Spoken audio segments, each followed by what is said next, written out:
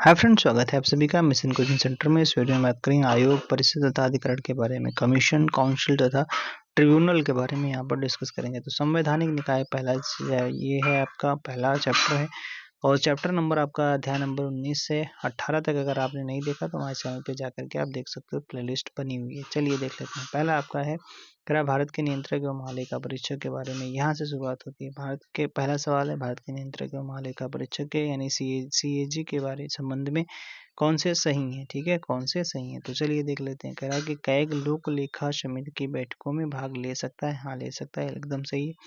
CAG Lok Sabha तथा राज्यसभा की बैठकों में भाग ले सकता है, गलत है। ठीक है, दूसरा कह रहा है, अगला पॉइंट क्या कह रहा है, कैग की अधिकारिता संघ सरकार की शक्तियों के साथ सह विस्तृत है, ये भी गलत हो जाता है। तो आपका केवल ओनली एक सही है। चलिए देख लेते हैं।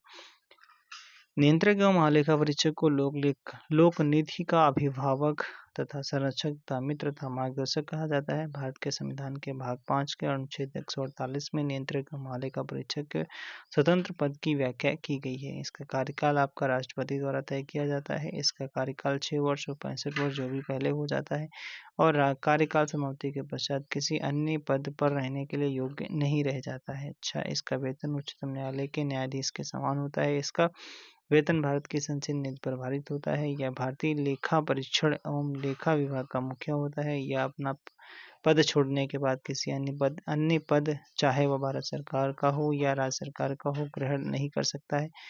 पदच्युत की बात की जाती है तो यहाँ पर भारत के नियंत्रक महालेखा परीक्षक को उसके पद से केवल उसी रीति से और उन्हीं आधारों पर हटाया जाएगा जिस रीति से और जिन आधारों पर उच्चतम न्यायालय के न्यायाधीशों को हटाया जाता है, अर्थात संसद के दोनों सदनों के द्वारा महाभियोग के माध्यम से विशेष बहुमत से के साथ राष्ट्रपति द्वारा उसके कदाचार तथा अयोग्यता पर प्रस्ताव पास करके उसे हटाया जा सकता है। अरे भैया, इसे नहीं हटा सकते, बड़ा तिकड़ा में।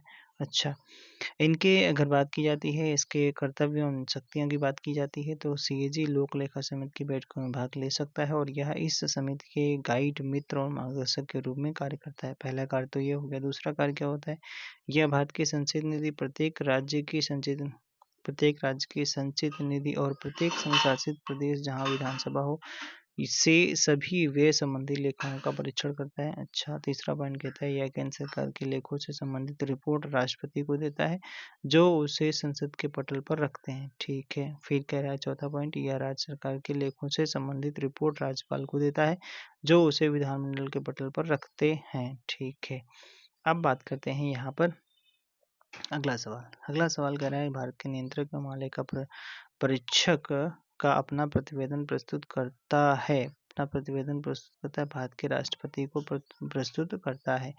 चलिए अगला सवाल क्या कह रहा है, नियंत्रक एवं महालेखा परीक्षक के संदर्भ में कथनों पर विचार करना है। चलिए देख लेते हैं। कह रहा है कि राज्य के लेखाओं तथा संबंधित रिपोर्टों को राष्ट्रपति के, अरे राज्य वाला नहीं, ये तो भैया किसको, राज्यपाल को करता है, इसलिए यहाँ इन्होंने राष्ट्रपति लिखा है, गलत हो जाता है। दूसरा पॉइंट कह रहा है, नियंत्रक एवं महालेखा परीक्षक को भारत का राष्ट्रपति नियुक्त करता है।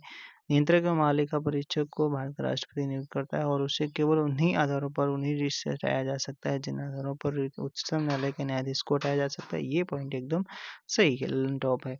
तीसरा पॉइंट कह रहा है, तीसरा पॉइंट, संघ के और राज्यों के लेखाओं को कैसे प्रारूप में रखा जाएगा, यह नियंत्रक महालेखा परीक्षक द्वारा निहित करता है। तो ये भी आपका सही हो जाता है। तो 2 और 3 भाई साहब क्या सही हो जाते हैं। चलिए अगले सवाल पे चलते हैं। अगला सवाल क्या कह रहा है, भारत के नियंत्रक एवं महालेखा परीक्षक के संघ के लेखा संबंधी प्रतिवेदनों को सर्वप्रथम निम्नलिखित में से किसको प्रस्तुत किया जाता है। तो आपके भारत के राष्ट्रपति को किया जाता है। अगला सवाल कह रहा है, संघ की लेखाओं के संबंध में भारत के नियंत्रक एवं महालेखा परीक्षक की अरे भाई, महालेखा परीक्षक की लेखा परीक्षा प्रतिवेदनों को किसे प्रस्तुत किया जाएगा, तो राष्ट्रपति को किया जाएगा। अच्छा, अगला सवाल, लोक निधि का अभिभावक किसे कहा जाता है, तो सीएजी को कहा जाता है।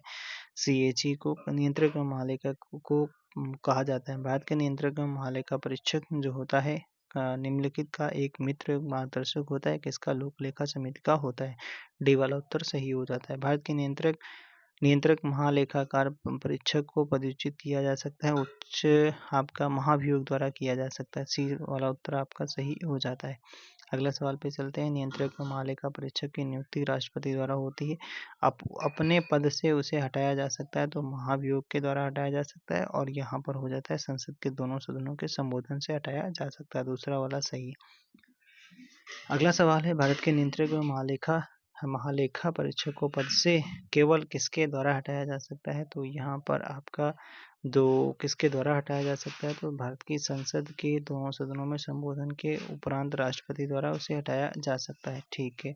अगला सवाल क्या है, भारत के नियंत्रक व महालेखा परीक्षक के संबंध में कौन से कथन सही नहीं है? नेगेटिव पूछा गया। उसकी नियुक्ति भारत के राष्ट्रपति द्वारा की जाती है, 1-2 सही है।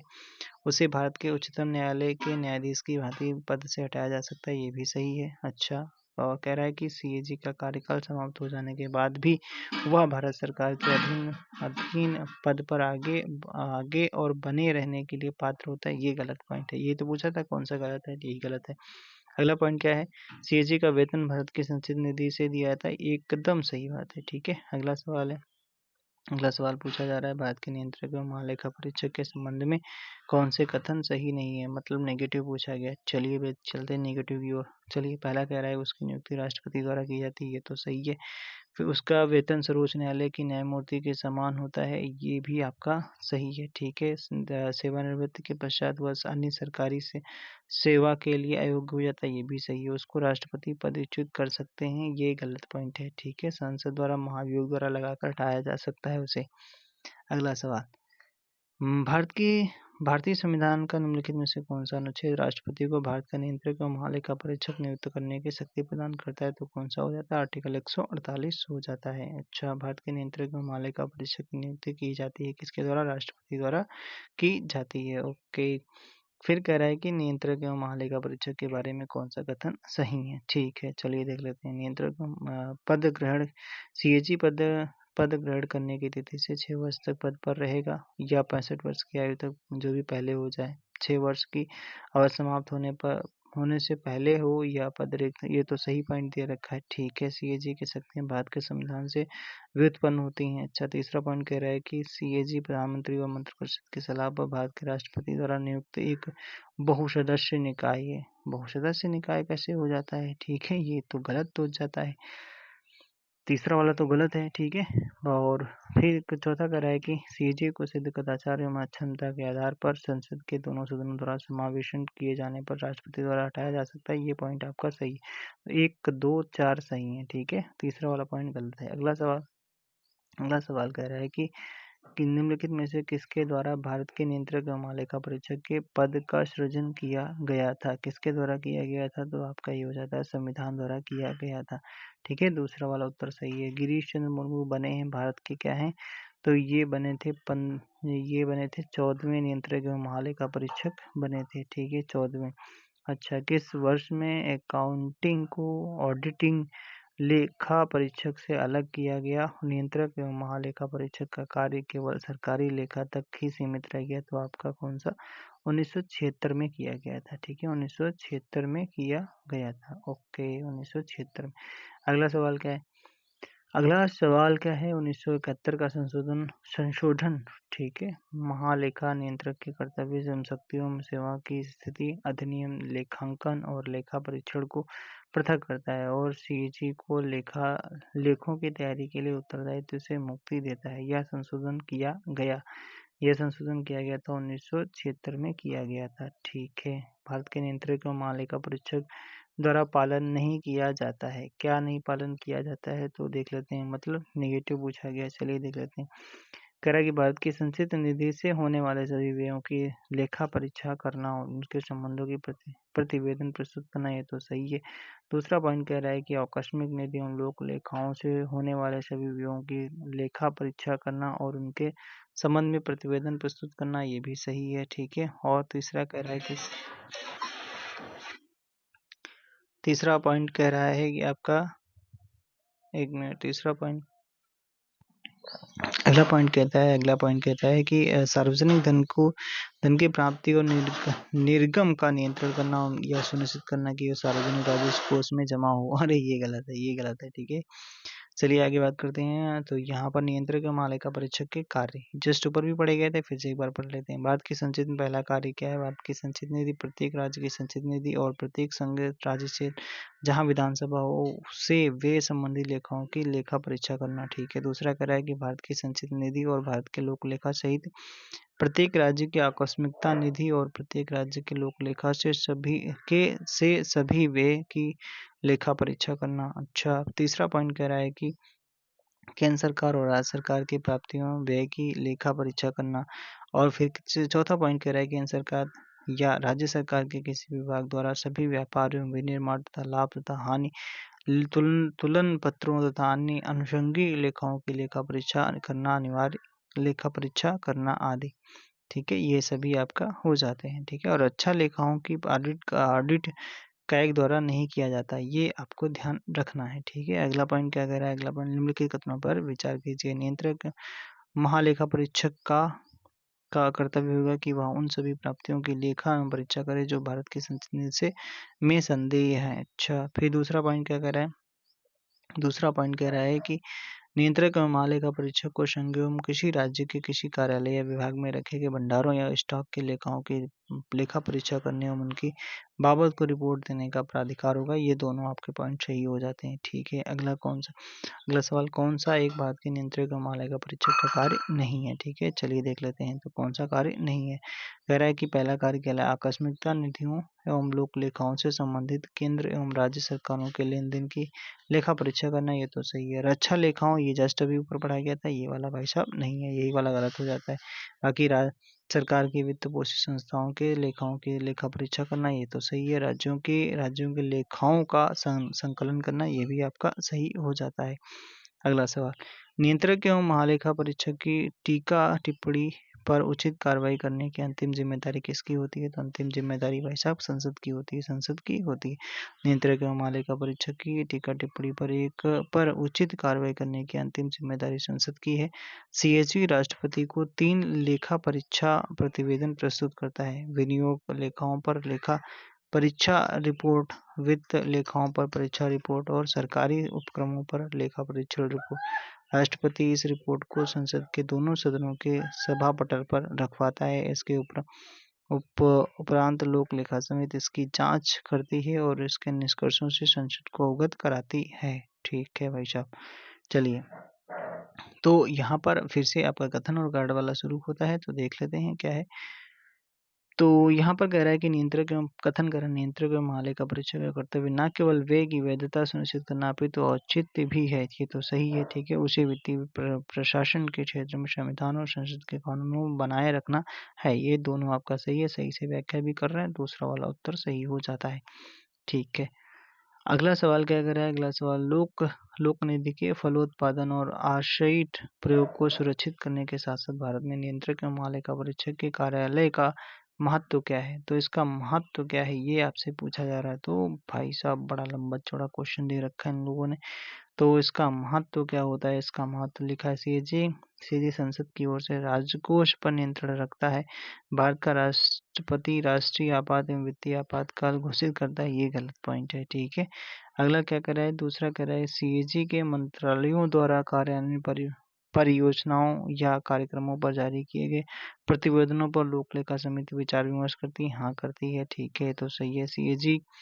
सीएजी के प्रतिवेदनों से मिली जानकारी के आधार पर जांचकर्ता एजेंसियों उन लोगों के विरुद्ध आरोप दाखिल कर सकती है जो लोक लेखा नीति के कानून का उल्लंघन करता है। ये भी आपका सही हो जाता है। सीएजी को ऐसी निश्चित न्यायिक शक्तियां प्राप्त हैं कि सरकारी कंपनियों को लेखा परीक्षा और लेखा जांचते समय वह कानून का उल्लंघन करने वालों पर अभियोग लगा सके।